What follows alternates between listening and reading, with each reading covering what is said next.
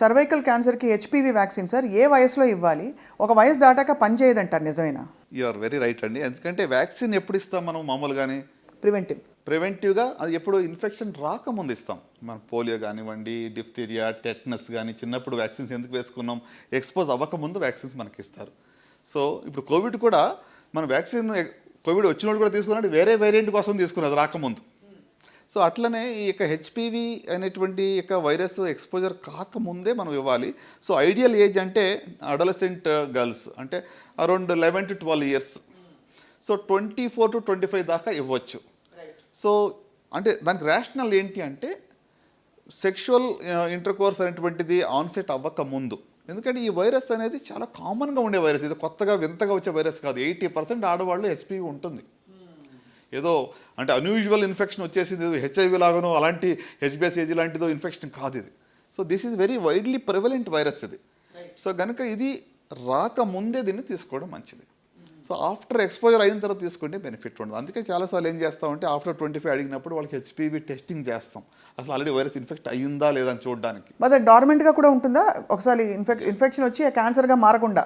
Yes చాలా వరకు మారకపోవచ్చు. ఓన్లీ 5%లో over a period of many years, 15-20 ఏళ్ళ తర్వాత వస్తుంది. రాగానే వెంటనే క్యాన్సర్ రాదు. అదే సర్వైకల్ క్యాన్సర్లో ఒక అడ్వాంటేజ్ ఏంటంటే ఇన్ఫెక్షన్ నుంచి జబ్బు రావడానికి 10-15 ఏళ్ళు పడుతుంది. ఈ టైంలో మధ్యలో ఎప్పుడన్నా కూడా మనం ప్యాప్ స్మియర్స్ కొన్ని టెస్టులు చేస్తే దాన్ని ముందుగా కనుగొనవచ్చు. ఎప్పుడప్పుడు బయటపడుతుంది. అసలు ప్రోగ్రెషన్ అవుతున్నప్పుడు కానీ అసలు మనకు సిమ్టమ్స్ ఏమైనా తెలుస్తాయండి సర్వైకల్ క్యాన్సర్కి?